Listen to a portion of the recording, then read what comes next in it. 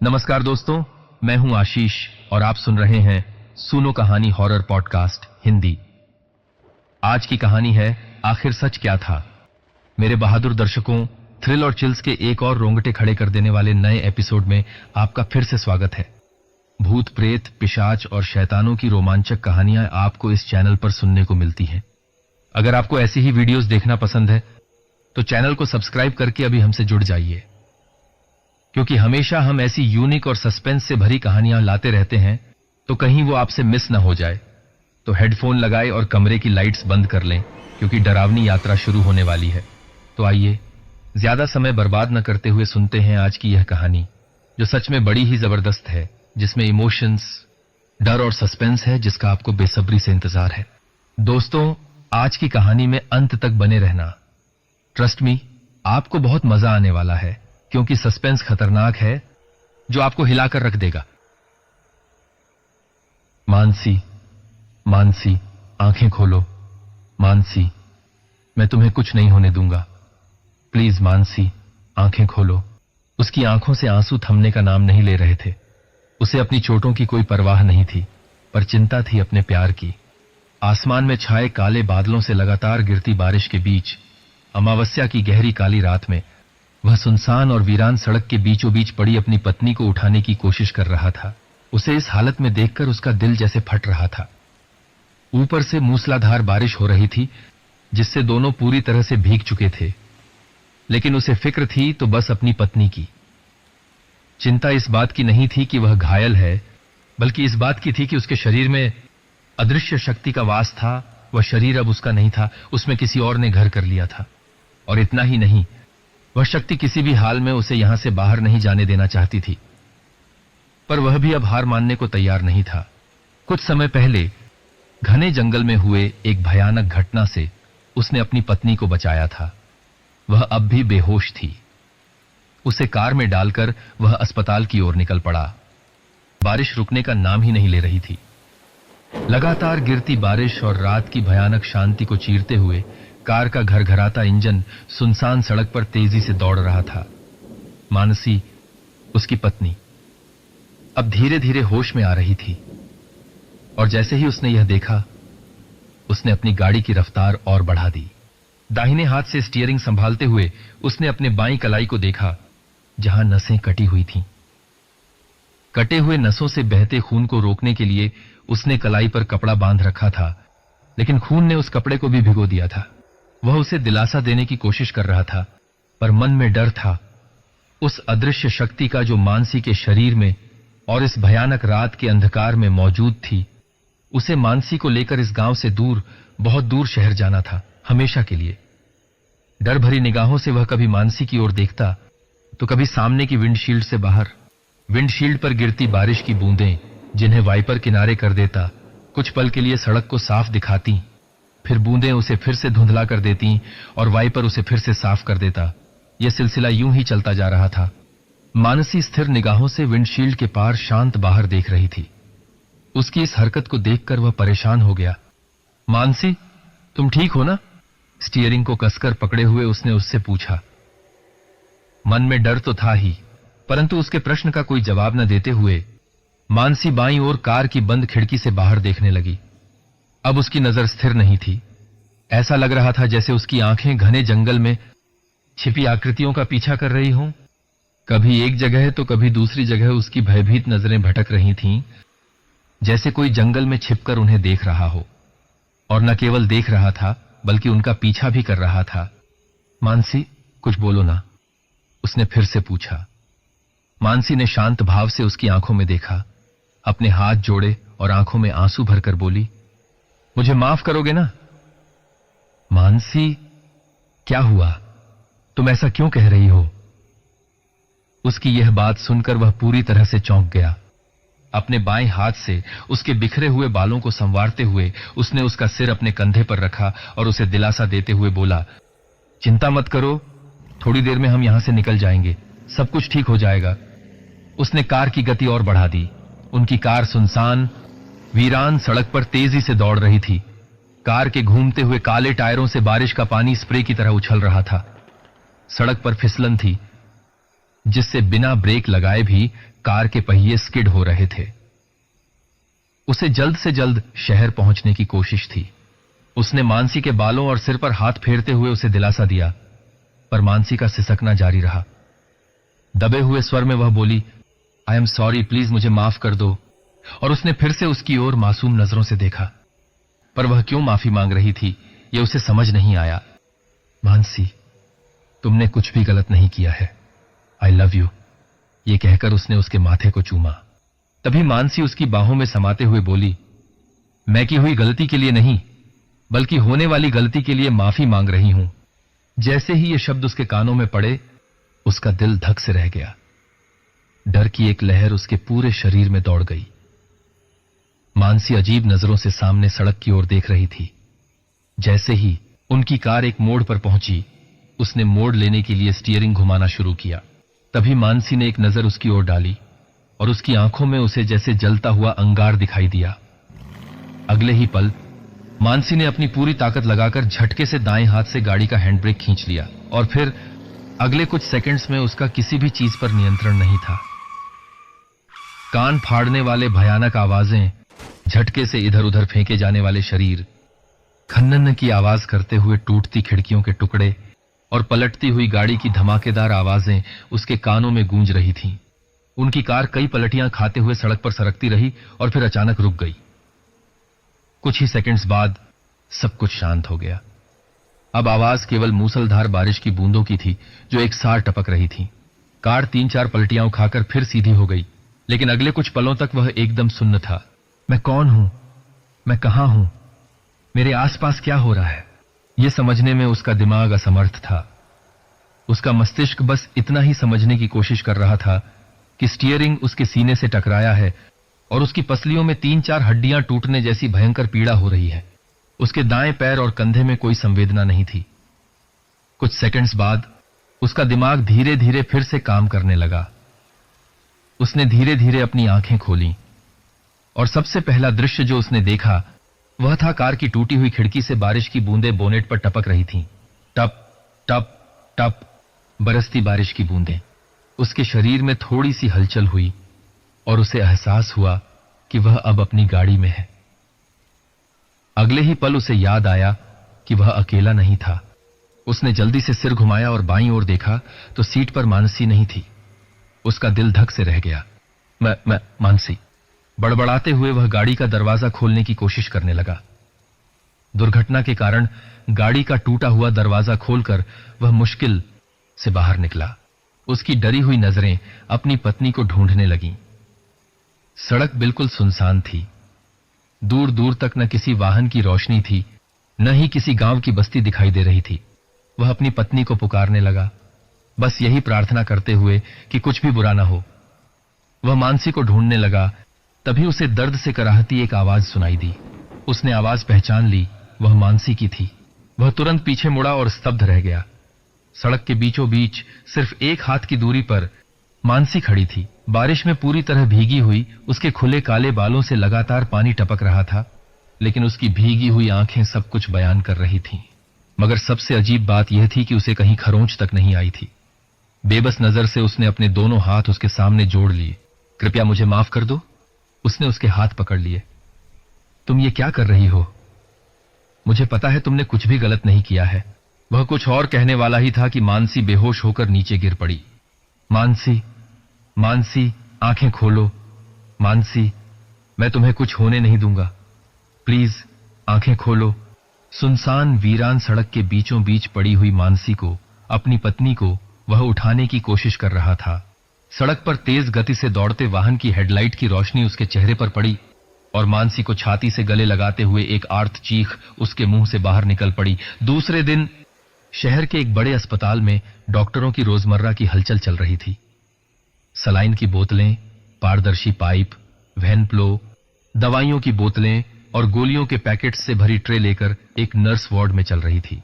मरीज, उनके रिश्तेदार और मरीज को देखने आए दोस्त वार्ड को भर चुके थे। सफेद एप्रन पहने हुई नर्स मरीज के रिश्तेदारों को सूचना देते हुए वार्ड में चल रही थी। कृपया रिश्तेदार बाहर रुकें, डॉक्टरों का राउंड शुरू होने वाला है। सूचना सुनते ही मरीज के बगल में खड़े लोग बाहर जाने लगे। आईसीयू रूम से उसकी जांच करने के बाद एक वृद्ध डॉक्टर बाहर आए। उनकी त्वचा पर हल्की झुर्रियां, बालों में कमी और आंखों पर चौकोर चश्मा था जो नाक से थोड़ा नीचे सरक गया था। आसपास 5-6 युवा प्रशिक्षु डॉक्टर बहुत नम्रता से डॉक्टर की बातें सुन रहे थे। आईसीयू रूम के दरवाजे पर लगे कांच से अंदर देखकर वृद्ध डॉक्टर ने बिल्कुल शांत स्वर में कहा, चिंता मत करो, वह होश में आ जाएगा। इतना कहकर उन्होंने नीलेश की ओर देखा और चले गए। इसके बाद प्रशिक्षु डॉक्टरों का समूह भी कम हो गया, लेकिन नीलेश वहीं ठहरा रहा। नीलेश उसी अस्पताल के दूसरे विभाग में काम करता था। उसकी ऊंचाई लगभग 6 फुट थी।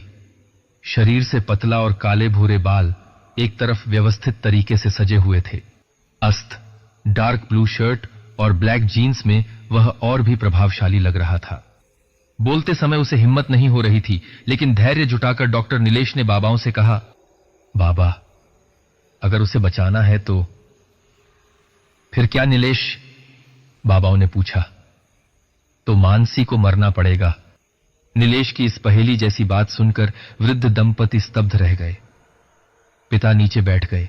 शायद खड़े रहने की शक्ति समाप्त हो गई थी, लेकिन एक डॉक्टर ऐसा कैसे कह सकता है? एक को बचाना है तो दूसरे को मरना पड़ेगा। लेकिन नीलेश सिर्फ एक डॉक्टर नहीं था, वह रोहित का अच्छा दोस्त भी था। एक संक्षिप्त वाक्य कहकर नीलेश वहां से चला गया और उनकी पीठ की ओर देखते हुए वृद्ध दंपति दोनों ही अचंभित हो गए। अब उन्हें समझ में नहीं आ रहा था कि क्या करें। सभी रास्ते बंद हो चुके थे। आईसीयू रूम के दरवाजे पर लगे कांच से बेड पर पड़े अपने बेटे को वे आंसुओं से भरी आंखों से देख रहे थे। वह बेहोश था और होश में आते ही पहला सवाल पूछने वाला था कि मेरी मानसी कैसी है? दुर्घटना में उसे काफी चोटें आई थीं। सिर पर जालीदार सफेद पट्टी बंधी हुई थी। हाथ और पैरों में फ्रैक्चर होने के कारण प्लास्टर चढ़ा हुआ था। छाती पर भी कई पट्टियां बंधी हुई थीं। चेहरे पर लगे ऑक्सीजन मास्क और उसकी श्वास की गति को देखकर समझ में आ रहा था कि उसे सांस लेने में तकलीफ हो रही है। वह बेहोश होते हुए भी उसके दिमाग में विचारों का चक्र चलता ही रहा। उसे अपनी पत्नी की चिंता थी। डॉक्टर नीलेश अपने केबिन में आरामदायक कुर्सी पर पीछे झुके हुए आंखें बंद करके बैठा था। उसके दिमाग में भी विचारों की हलचल थी। सामने कुछ डायरी थी जो आईसीयू में मरीज के लिए लिखे गए नोट्स को पढ़ते हुए उनके परिवार के डॉक्टर और दोस्त होने के नाते नीलेश भी उनके परिवार के साथ जुड़ा हुआ था। शून्य में देखते हुए नीलेश शांतिपूर्वक सोच रहा था, इस केस में क्या किया जा सकता है? मानसी को मारना है तो कैसे? और अगर उसे समाप्त करने में सफल भी हो जाए तो क्या रोहित ठीक हो जाएगा? इसकी गारंटी क्या है? साला, ये लेखक लेखिकाएं भी बहुत ही संवेदनशील होते हैं। रात हो गई और नीलेश जाते जाते आईसीयू में उस मरीज को देखने चला गया। उसके पिता अकेले ही बेंच पर बैठे दीवार की ओर झुके हुए शून्य में देख रहे थे। जैसे ही नीलेश आया, उन्होंने जागे पर से उठकर दरवाजा खोला और दोनों अंदर गए। वह सुबह तक होश में आ जाएगा, चिंता मत करो, सब कुछ ठीक हो जाएगा। हाथ में 2-3 डायरी दिखाते हुए उसने कहा, उसकी डायरी से कोई समाधान मिल रहा है क्या देखता हूं, लेकिन मानसी का क्या करना है? पिता ने थोड़े गंभीर स्वर में पूछा। लेकिन क्या करना है? यह सवाल डॉक्टर नीलेश के सामने भी था। अपनी आलीशान सफेद गाड़ी से नीलेश घर आया। दोनों बच्चे और उसकी पत्नी दिवाली की छुट्टी पर अपने मायके गए हुए थे। फ्रेश हो आओ, मैं खाना गर्म करती हूं, कहकर नीलेश की मां किचन में चली गई। बैग को सोफे पर छोड़कर नीलेश अपने बेडरूम में आया। हाथ में डायरी लेकर बेड पर रखी और बाथरूम में जाकर अच्छे से नहाया। फ्रेश होकर बाहर आया तो उसकी नजर डायरी पर पड़ी। डायरी हाथ में लेकर उसने खाना शुरू किया, लेकिन दिमाग से वो विचार हट नहीं रहे थे। उसे किसी भी कीमत पर उसे बचाना होगा, लेकिन कैसे? नीलेश ने एक पन्ना पढ़ना शुरू किया। पहली डायरी खोली जिसमें बहुत सारी कविताएं लिखी गई थीं। एक एक पन्ना पढ़ते हुए वह पन्ने पलटता गया। एक लड़की के लिए लिखी गई कई कविताएं चौपाइयों से भरी हुई थीं, लेकिन बाकी के सारे पन्ने खाली थे। सिर्फ एक पंक्ति लिखी थी, एक लड़की के प्रेम में खून खराबा हो चुका दिल निकालकर फेंक देना चाहता हूं। इन उसके मन की पीड़ा की केवल नीलेश ही कल्पना कर सकता था। उसने वह डायरी एक ओर रख दी और दूसरी डायरी की ओर बढ़ा। गांव बहुत ही सुंदर है और मुझे लिखने के लिए जितनी शांति चाहिए थी वही सब कुछ मिल गया है। एसटी की खिड़की से बाहर झांकते हुए प्राकृतिक सौंदर्य को अपनी आंखों में भर रहा हूं। जहां नजर जाती है वहां हरे भरे पेड़ों से ढके ऊंचे ऊंचे पहाड़ और नीचे नजर डालने पर गहरी घाटियां, जिनसे नजर हटाना मुश्किल हो जाता है। इस प्राकृतिक सौंदर्य को देखकर कोई भी प्रेम में न पड़े, यह अचंभे की बात होगी। उन ऊंचे पहाड़ों से बने डामर के रास्ते पर दौड़ रही लाल रंग की एसटी पर धूल से सनी मेरा भारत महान की पंक्ति हमारे देशभक्ति को बयां कर रही थी। एसटी गांव में पहुंची और मैंने बैग ठीक करना शुरू किया। गांव के बीच में खड़े विशाल आम के पेड़ के नीचे बंधी हुई पार कट्टी को देखकर गाड़ी रुकी। कुछ गांव वाले अपनी अपनी बोझकियां और गठोड़े कंधे पर ले जाने लगे। कुछ महिलाएं बांस की टोकरी से बनी पीली टोपियां लेकर उतरने लगीं। मैं भी उनके पीछे पीछे उतर आया। आज का पूरा दिन यात्रा में चला गया। बहुत थकावट हो गई थी, लेकिन गांव की वह सुंदरता देखकर सारी थकावट गायब हो गई। इस गांव में मेरा कोई परिचित नहीं है, लेकिन गांव वालों को पहचान हो या न हो, वे थोड़ी देर में ही अपना बना लेते हैं। मेरे पिता ने अभी हाल ही में यह फार्म हाउस बनवाया था। मतलब गांव से थोड़ी ऊंचाई पर एक पहाड़ी पर बनाया गया था। चारों ओर हरी भरी लॉन और एक ओर शो की झाड़ियां थीं। ऊंचाई के कारण पहाड़ी के पांव के पास बसे गांव को मैं अपने फार्म हाउस से आसानी से देख सकता था। फार्म हाउस की देखरेख एक गांव वाले धोंडीबा के जिम्मे थी। रंग में सांवला, शरीर से थोड़ा मजबूत, सिर पर लपेटी हुई एक सफेद तौलिया, शरीर पर एक बंडी और गंदा धोतर, चौड़ा चेहरा, झाड़ीदार दाढ़ी और गुस्सैल चेहरा, जैसे मराठी फिल्मों में डाकू दिखाए जाते हैं, बिल्कुल वैसा ही। उसके हाथ में चांदी का कड़ा उसकी सांवली त्वचा पर साफ नजर आता था। शाम हो गई थी और चाय का कप हाथ में लेकर मैं सीढ़ियों पर बैठा हुआ क्षेत्र का अवलोकन कर रहा था। धोंडीबा बड़े कातरी के साथ खुर्टी शो की झाड़ियों के पत्तों को गोल सुंदर आकार देने में व्यस्त था। तभी गेट से अंदर आते हुए 8-10 साल की दो लड़कियों को देखकर उसने जोर से चिल्लाया और मेरी भी निगाहें उन लड़कियों पर चली गईं। उनकी शाले के नीले और सफेद रंग का ड्रेस देखा जा सकता था। अरे चिंगी, अरे मंगे, शाम हो गई है। कितनी बार कहा है कि गांव से बाहर मत घूमो, मणि का भूत पीछे पड़ा है क्या? धोंडीबा की बातें सुनकर चिंकी ने उतरते हुए कहा, इसलिए तो मंगी को साथ लाया है। आया है क्या? धोंडीबा ने थोड़ी नाराजगी के साथ पूछा। अरे बाबा, छोटी मां ने चाय का पाउडर लाने के लिए पैसे मांगे हैं, रुको देता हूं। कहते हुए उसने बंडी की जेब से 10 रुपये की एक पुरानी नोट निकालकर अच्छे से मोड़कर लड़कियों के हाथ में दे दी। लड़कियां आपस में हाथ पकड़कर सड़क पर दौड़ गईं। धोंडीबा झाड़ू लेकर जमीन पर गिरे पत्ते इकट्ठा करने लगा। तब मैंने धोंडीबा के पास जाकर जिज्ञासा से पूछा, काका, मणिभूत क्या है?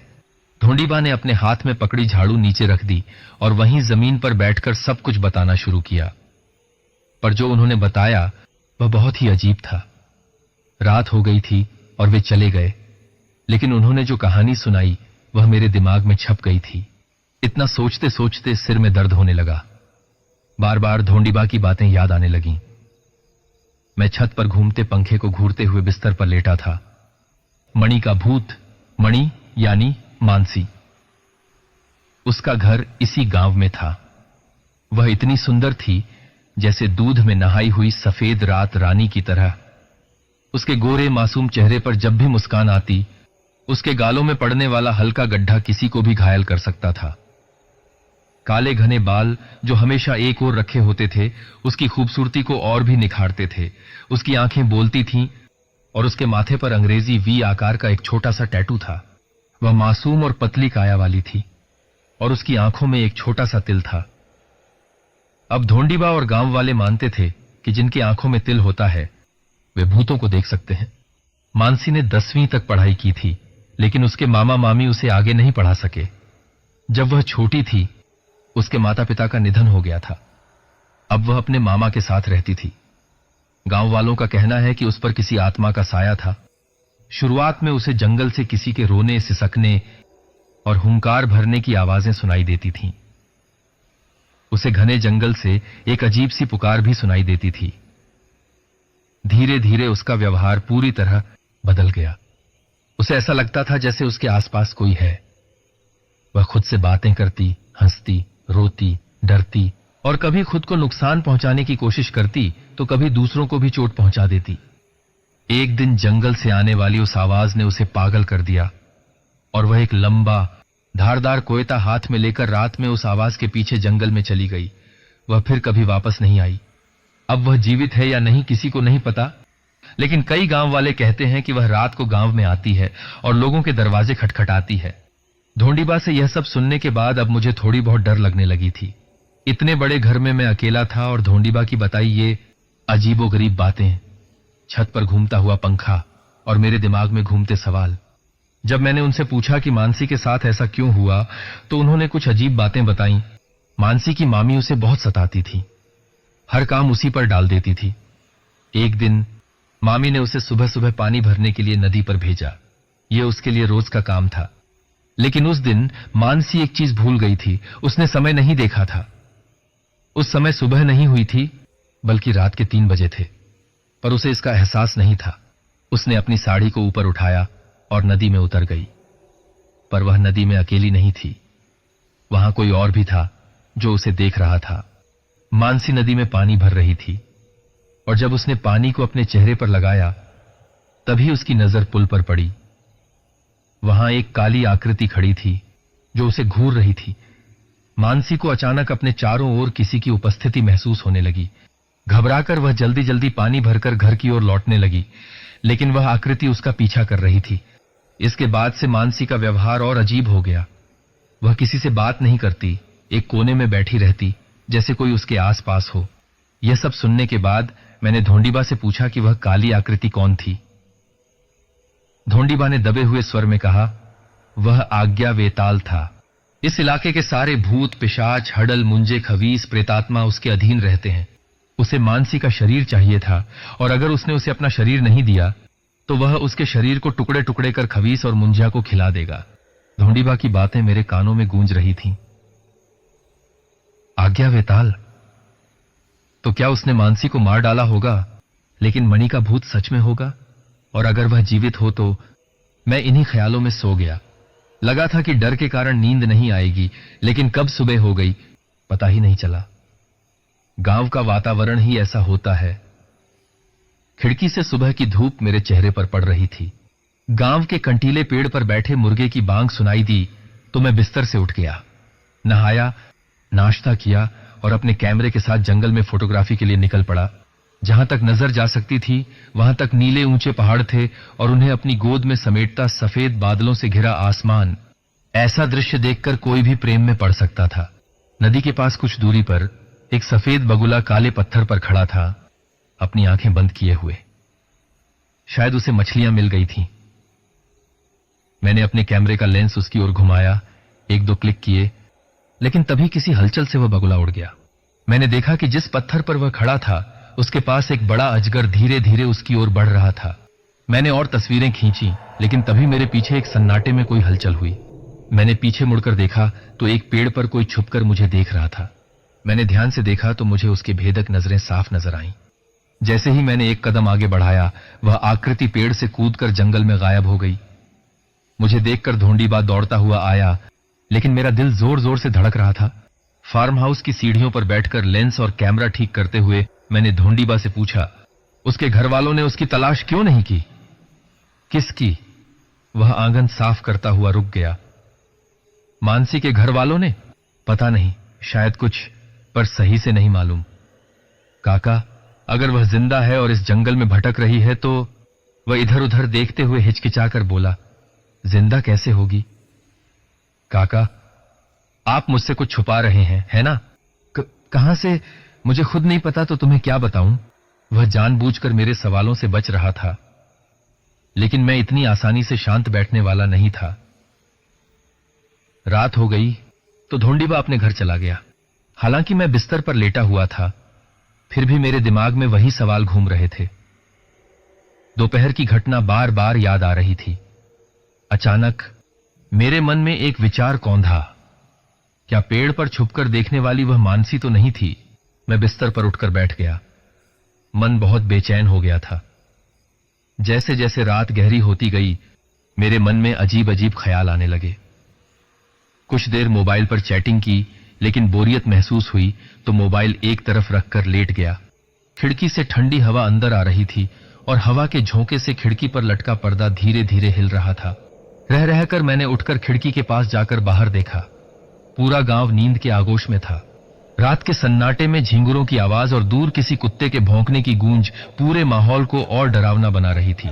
चांदनी रात में पहाड़ी के नीचे दिखने वाला गांव और भी सुंदर लग रहा था। मैं कुछ देर बाहर देखता रहा कि तभी बाहर के दरवाजे पर किसी ने दस्तक दी। घड़ी देखी तो 3 बज चुके थे। इतनी रात को कौन हो सकता है? मैं दरवाजे की ओर बढ़ा, तभी एक बात महसूस हुई। अब दरवाजे पर दस्तक नहीं हो रही थी, बल्कि दरवाजा जोर जोर से पीटा जा रहा था। नई जगह, चारों ओर गहरा अंधेरा, झिंगुरों की तीखी आवाज और रात के 3 बजे दरवाजे पर ऐसी दस्तक किसी को भी दिल का दौरा पड़ने के लिए काफी थी। मेरे कदम वहीं ठिठक गए। डर के मारे मैं धीरे धीरे पीछे हटने लगा। दरवाजा अब इतनी जोर से पीटा जा रहा था कि ऐसा लग रहा था कि अब वह कभी भी टूट सकता है और जो कोई भी बाहर है वह बिजली की गति से मुझ पर हमला कर मुझे मार डालेगा। लगातार होती तेज आवाजों ने मेरे भीतर डर की लहर पैदा कर दी। घबराहट में मैंने घर की सारी लाइटें जला दी और दीवार के कोने में रखी एक मोटी डंडा जैसी लकड़ी हाथ में उठा ली। मैं दरवाजे की ओर बढ़ने लगा। अब दरवाजे पर किसी के हाथ की दस्तक नहीं थी, बल्कि कोई जोर जोर से दरवाजे पर लातें मार रहा था। मैंने हिम्मत जुटाकर दरवाजे की कुंडी खोली तो दरवाजा झटके से खुल गया। धड़कते दिल के साथ मैंने बाहर देखा, पर वहां कोई नहीं था। बस चारों ओर घना अंधेरा फैला हुआ था, एकदम सन्नाटा। उस डरावने सन्नाटे में सिर्फ झाड़ियों के बीच चमकते कुछ जुगनू ही दिखाई दे रहे थे। बाहर कोई नहीं था। यह देखकर दिल की धड़कन थोड़ी धीमी हुई, पर डर अभी भी पूरी तरह खत्म नहीं हुआ था। दरवाजा ठीक से बंद करके जब मैं मुड़ा तो मेरा दिल एक पल के लिए थम सा गया। मेरे पीछे एक लड़की खड़ी थी। वह बहुत कमजोर दिख रही थी। बिखरे बाल जो उलझकर पिंजरे जैसे हो गए थे। उसके शरीर पर सफेद पंजाबी ड्रेस था जो जगह जगह से फटा हुआ था, शायद जंगल की झाड़ियों में फंसकर। उसके शरीर पर खरोंचों के निशान थे जिनसे बहा खून सूखकर काला पड़ गया था। आंखें सूजी हुई थीं और उनमें बहते आंसुओं ने गालों पर काली लकीरें बना दी थीं। मुझे देखते ही वह हिचकियां लेने लगी। उसकी आंखों में आंसू थे और वह अपने हाथ जोड़कर मेरे सामने घुटनों के बल बैठ गई। मुझे बचा लो, यही शब्द उसके मुंह से निकले। उसकी हालत देखकर मैं पूरी तरह से समझ नहीं पा रहा था कि क्या हो रहा है। करीब 17-18 साल की वह लड़की मुझसे मदद मांग रही थी। वह हॉल में सोफे पर एकदम शांत बैठी थी, लेकिन उसकी नजर जमीन पर कहीं टिकी हुई थी। मैंने उसके सामने गर्मा गर्म मैगी रखी, पर वह बस मैगी के उस बर्तन को देख रही थी। शायद भूख होने के बावजूद उसे खाने का मन नहीं था। मैंने उसकी ओर देखते हुए कहा, क्या हुआ, खाओ ना। उसकी आंखों में आंसू आ गए। वह सिसकते हुए बोली, भूख लगी है, बहुत भूख लगी है। उसकी बातों से मुझे कुछ समझ नहीं आया। मैंने प्लेट उसकी ओर बढ़ाते हुए कहा, भूख लगी है तो खाओ ना, तुम्हारे लिए ही बनाया है, ये नहीं चलेगा।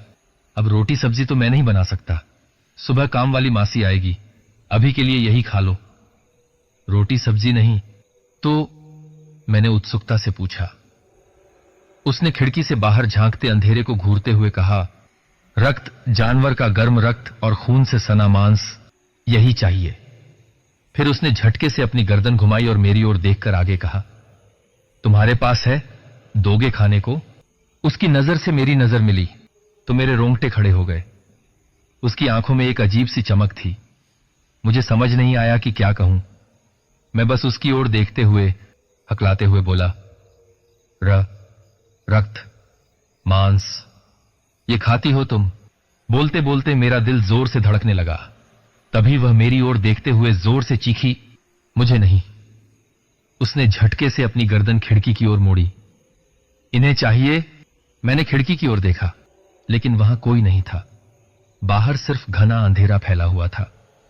मैंने कांपते हुए फिर से उसकी ओर देखा और थरथराते हुए कहा, पर खिड़की पर तो कोई नहीं है, तुम्हें नहीं दिखेगा? मुझे दिखते हैं, क्योंकि मेरी आंखों में तिल है।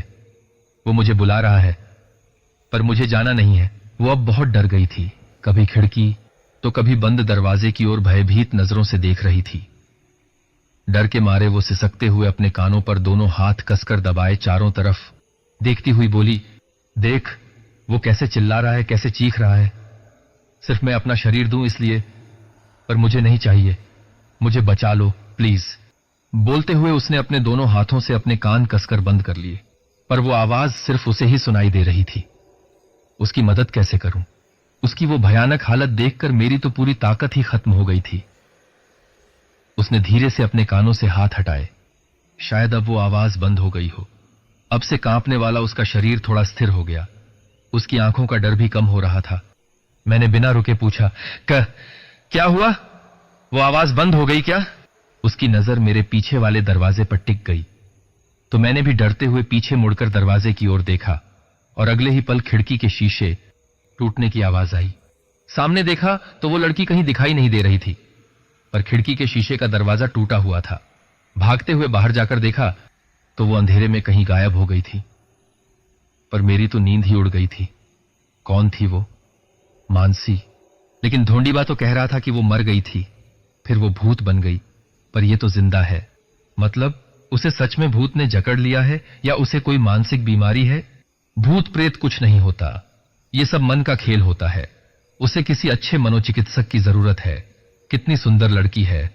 इस उम्र में दोस्तों के साथ घूमने फिरने का मजा लेना चाहिए था, पर बेचारी के साथ ये क्या हो गया?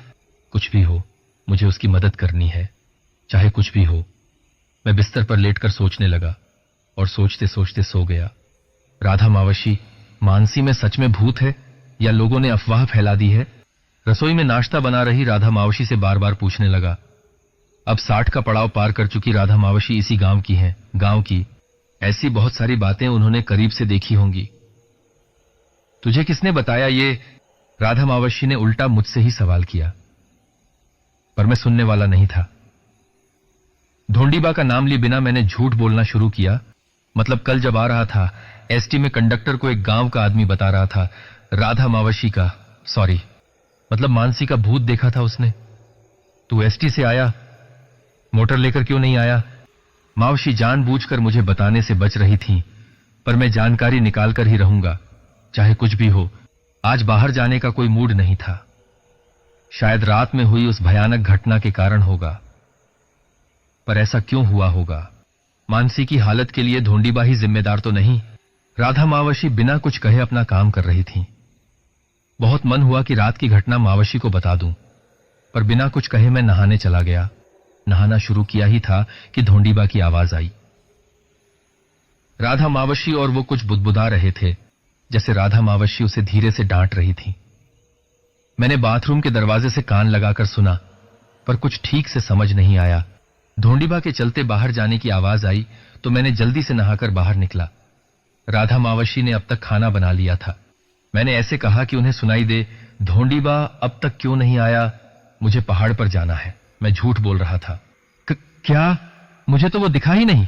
राधा मावशी की हकलाती बातों से अब मुझे पक्का समझ आ गया था कि मानसी के मामले में ढोंडीबा और राधा मावशी दोनों शामिल हैं। अब कुछ भी करके मानसी से मिलना जरूरी है, क्योंकि अगर ये सच है तो उसकी जान को खतरा है। मैं अकेला ही बाहर निकला। राधा मावशी ने किसी को फोन किया, ये मैंने देख लिया। मैंने छिपी नजरों से देखा और अपना बैग और कैमरा उठाकर मानसी की तलाश में निकल पड़ा। एक संकरी पगडंडी पर चलते हुए मैं काफी अंदर तक पहाड़ों में आ गया था। आकाश में उड़ते पक्षियों के झुंड को देखते हुए मेरी आंखें तृप्त हो रही थीं। हाथ में कैमरा लिए उन पलों को कैद करते हुए सूखे पत्तों को पांव के नीचे मसलते हुए धीरे धीरे चल रहा था, क्योंकि करौंदे के हरे भरे पेड़ों की लंबी कांटेदार शाखाएं चारों तरफ फैली हुई थीं। अब हर तरफ बस जंगल और जंगल ही था। इंसान और बस्ती का दूर दूर तक कोई नामो निशान नहीं था। पर चलते समय एक और बात ध्यान में आई कि पैरों की आवाज सिर्फ मेरी ही नहीं है, कोई और भी है जो मेरा पीछा कर रहा है। एक पल के लिए वहीं रुककर चारों ओर नजर दौड़ाई, पर इस घने जंगल में क्या दिखाई देगा? मैं फिर अपनी राह पर था कि तभी पीछे कोई खड़ा होने का आभास हुआ। अब तो सच में डर लगने लगा। रात का डर अब दिन में भी मन में घर कर रहा था, पर हालात भी ऐसे थे। एक घने जंगल में हम इतने अंदर आ गए थे कि जहां नजर दौड़ाओ वहां बस ऊंचे ऊंचे हरे भरे पेड़, विचित्र आकार लिए हुए पेड़ों पर अपने भार से झुकी हुई बेलें, इधर उधर पेड़ों की तनों में बसे कीड़ों की किर्र किर्र आवाज और अलग अलग पक्षियों और जंगली जानवरों की चीखें, जो सामान्य तौर पर अच्छी लगती थीं, पर इस माहौल में दिल दहलाने के लिए काफी थीं। और फिर से किसी की अनजान आहट का एहसास हो रहा था, और अब वो मेरे पीछे कुछ दूरी पर खड़ा था। खतरे का आभास होते ही मैंने पहले एक सही रास्ता देखा। बाईं ओर एक ठीक ठाक रास्ता दिखा, और धीरे धीरे पीछे मुड़कर देखा। तू? देखते ही मेरे मुंह से हकलाते हुए पहला सवाल निकला। मेरे सामने मानसी खड़ी थी, सूखी, बेजान। उसके चेहरे पर किसी अजीब तरह का डर था। उसके बदन पर वही पुराने, मैले और फटे हुए कपड़े। वो कुछ बोलने की कोशिश कर रही थी, पर उसे चक्कर आ गया और वो जोर से जमीन पर गिर पड़ी। जल्दी से उसके पास जाकर बैग से पानी की बोतल निकालकर हाथ से थोड़ा पानी उसके चेहरे पर छिड़का।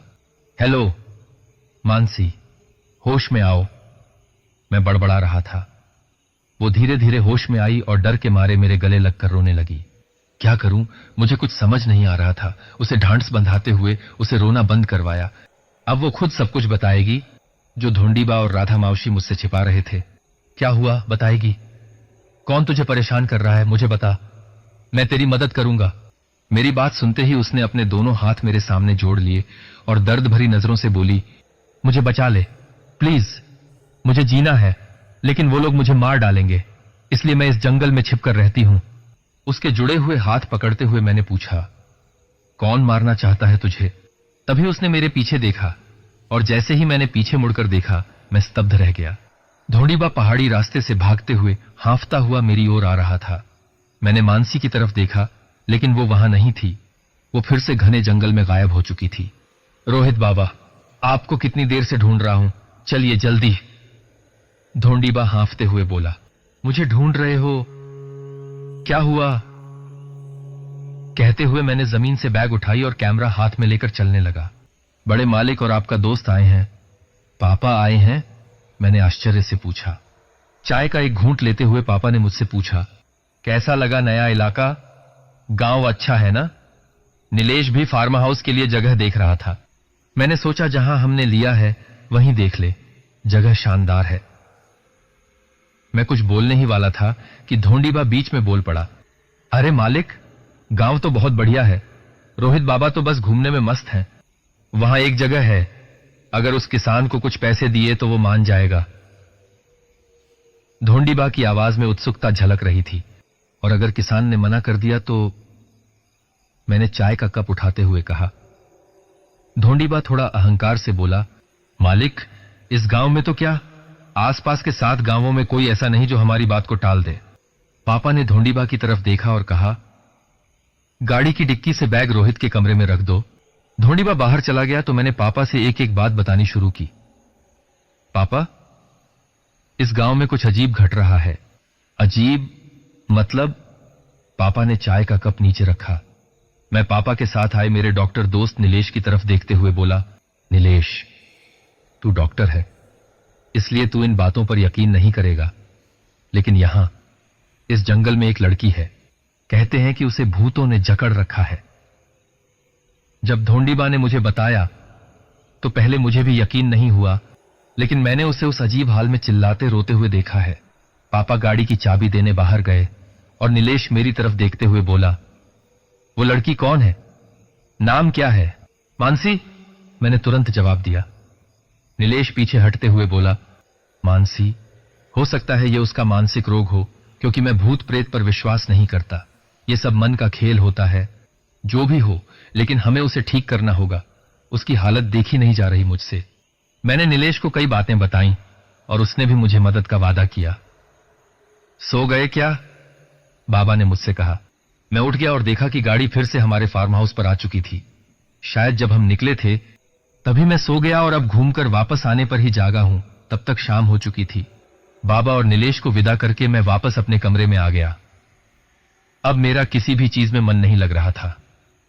मेरे दिमाग में सिर्फ एक ही बात घूम रही थी, मानसी और उसका वो रहस्य जिसे मुझे किसी भी हाल में सुलझाना था। लेकिन कैसे, किससे जानकारी हासिल करूं? और गांव में कौन होगा जो मुझे कुछ बताएगा? रात होने तक आकाश में काले बादल घिरने लगे थे। बिजली भी बीच बीच में चमकने लगी थी।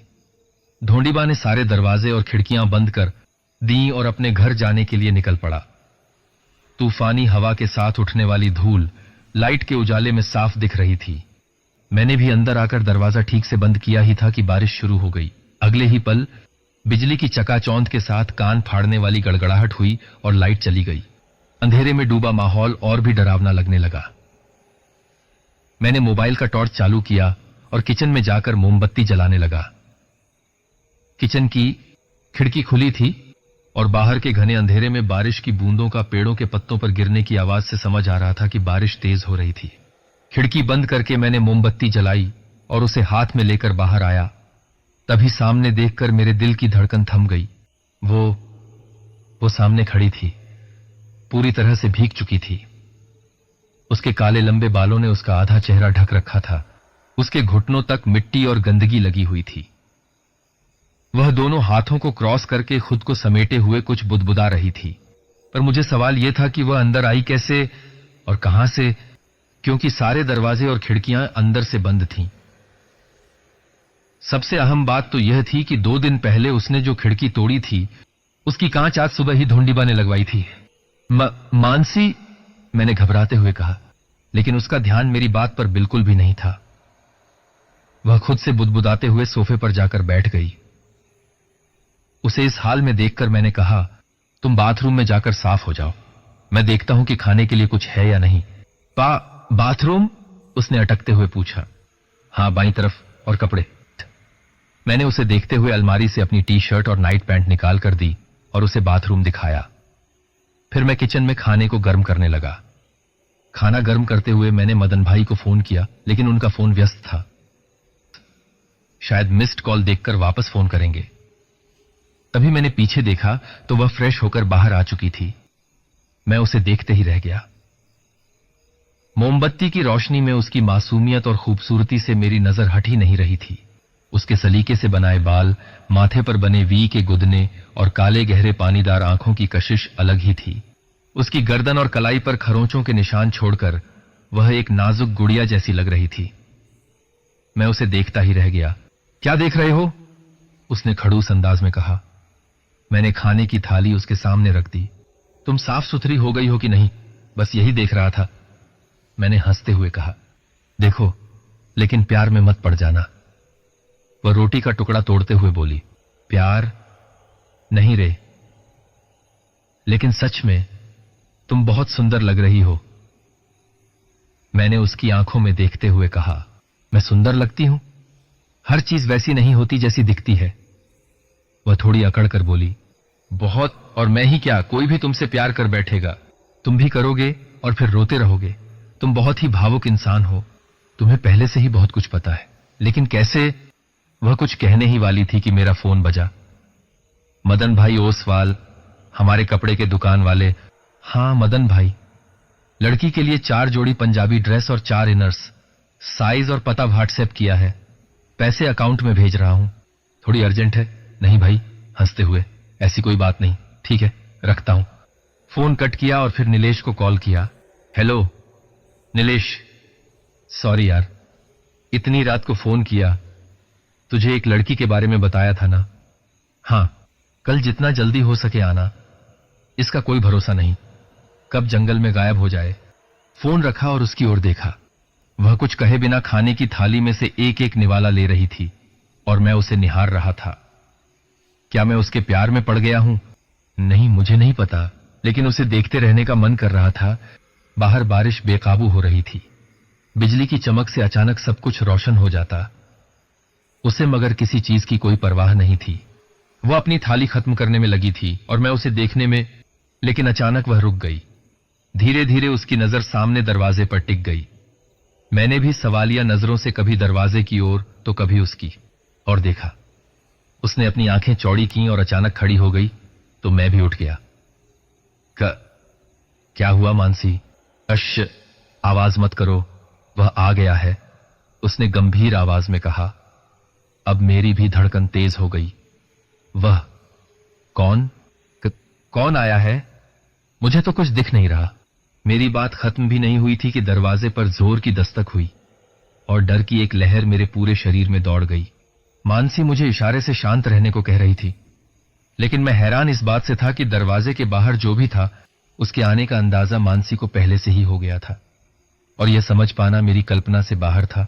कुछ सेकंड के अंतराल में दरवाजा बार बार खटखटाया जा रहा था। क्या करूं? कुछ समझ नहीं आ रहा था। बाहर तूफानी बारिश और हवा ने कहर बरपाया हुआ था और इसी बीच कोई दरवाजा खटखटा रहा था। कौन है? मैंने न चाहते हुए दरवाजे की ओर देखा और तभी दरवाजे पर दस्तक रुक गई। हम दोनों अब सांस रोके दरवाजे की ओर देख रहे थे, लेकिन उसे खोलने की हिम्मत मुझ में नहीं थी। मैंने पीछे मुड़कर मानसी की ओर देखा तो वह मुझसे भी ज्यादा डरी हुई थी। मुझे बचाओ, बस इतना ही शब्द उसके मुंह से निकले और अगले ही पल अचानक उसका पूरा शरीर अकड़ गया। उसकी गर्दन झटके से ऊपर छत की तरफ मुड़ी, दोनों हाथ कलाई से मुड़ गए और ऐसा लगने लगा जैसे कोई उसका गला घोंट रहा हो। मोमबत्ती की रोशनी में उसका ये अजीब रूप देखकर मेरे होश उड़ गए। शरीर में आगे एक कदम बढ़ाने की भी ताकत नहीं थी। वो अपने हाथों से अपना गला पकड़ने की कोशिश कर रही थी, लेकिन उसके मुड़े हुए हाथ उसकी छाती से ऊपर नहीं जा रहे थे। मैंने हिम्मत जुटाई और जैसे तैसे उसके पास जाने लगा। मानसी, उसके पास जाकर आवाज दी। तभी उसने तेजी से अपनी गर्दन मेरी तरफ घुमा दी। उसकी आंखों में जलते अंगारे देखकर मैं डर के मारे वहीं रुक गया। उसकी गर्दन अजीब तरह से मड़ोड़ते हुए वो मुझे डरावने हाव भाव से देखने लगी। अभी तक प्यारी लगने वाली उसकी साथी अब जानलेवा लगने लगी थी। मेरे डर से भरे चेहरे को देखकर उसके चेहरे पर एक अजीब सी मुस्कान उभरी। उसकी जलती हुई नजरें मुझ पर टिकी थीं और वो हल्की सी गोलाकार में गर्दन घुमा रही थी। उसकी वो भयानक नजर अब मुझसे सहन नहीं हो रही थी। अचानक बाहर बिजली की कड़क से उसका विकराल रूप और भी भयानक लगने लगा। मेरी सांसें तेज हो गईं, ऐसा लगा कि दिल छाती फाड़कर बाहर आ जाएगा। लेकिन इससे भी ज्यादा भयानक कुछ और होने वाला था। दरवाजे पर दस्तक हुई, लेकिन एक या दो नहीं, बल्कि कई हाथों से दरवाजा पीटने की आवाज आने लगी। गला सूखते हुए मैंने मानसी की तरफ देखा और स्तब्ध रह गया। वो हॉल में सफेद फर्श पर बैठी थी। एक हाथ में काले रंग का मार्कर था, जिससे वो फर्श पर लाइन खींच रही थी, और दूसरे हाथ की उंगलियों से कुछ गिन रही थी। गुस्से से दरवाजे की तरफ देख रही थी। अकेले हंसते हुए फिर से जमीन पर रेखा खींचती और दरवाजे की ओर देखती। दरवाजा पीटने की कर्कश आवाज, मानसी की हंसी, रोना और बाहर की तेज हवा की आवाज मेरे दिमाग में जैसे लाल चींटियों का बिल बना रही थी। थरथराते दिल से मैंने मानसी की तरफ देखा। तभी उसने अपनी गर्दन तेजी से घुमा दी। उसके खुले बाल चेहरे पर आ गए और उसका चेहरा ढक गया। अब उसकी जलती हुई नजरें जोर जोर से दरवाजे की तरफ देख रही थीं, मानो उसे पता था कि अब आगे क्या होने वाला है। वो कुछ बड़बड़ा रही थी। तभी दरवाजे पर दस्तक की आवाज बंद हो गई। अब सब कुछ शांत था। कोई आवाज नहीं आ रही थी। दरवाजे पर कोई दस्तक नहीं थी। बाहर की हवा भी अब शांत हो गई थी, लेकिन मानसी अब भी कुछ बड़बड़ा रही थी। शायद उसे आगे कुछ और भयानक होने का अंदेशा था। मैं कुछ कहने वाला था, तभी वो अपनी जगह से उठी और दरवाजे की तरफ भागी। पीछे रखी एक लंबी धार वाली दरांती उठा ली और मेरी तरफ देखा। आज फिर उन्हें खून और मांस चाहिए और मुझे देना पड़ेगा, और झट से दरवाजा खोलकर बाहर भाग गई। उसकी आंखों में एक अलौकिक शक्ति समाई हुई थी। वो बाहर के अंधकार में दौड़ रही थी और मैं भी खुद को रोक नहीं सका। मैंने टॉर्च हाथ में ली और उसके पीछे दौड़ पड़ा। बारिश जोर जोर से हो रही थी। संकरी राह पर दौड़ती मानसी पर टॉर्च की रोशनी डालते हुए मैं भी लड़खड़ाते हुए उसके पीछे पीछे चल पड़ा। मुझे जानना था कि इस जंगल में आखिर ऐसा क्या है जो उसे बुला रहा है। दोनों अब बारिश में भीग चुके थे, लेकिन इस भयानक अंधकार में, जहां दिन में भी रास्ता नहीं मिलता, वहां मैं आधी रात के डरावने अंधेरे में उस लड़की का पीछा करते हुए चल रहा था। दौड़ते दौड़ते एक ढलान पर मेरा पैर फिसला और मैं जमीन पर लुढ़क गया। मोबाइल एक तरफ गिरा, उठाकर देखा तो ठीक था, लेकिन दूसरी हाथ में टॉर्च की कांच टूट गई थी और वो बंद हो गया था। मिट्टी से सना शरीर बारिश के पानी से साफ हो गया, लेकिन अब मानसी कहीं नहीं दिख रही थी। मैंने आवाज लगाई और उस रास्ते पर आगे बढ़ता गया। मोबाइल की टॉर्च जलाते हुए इधर उधर घुमाकर मैंने इलाके का जायजा लिया।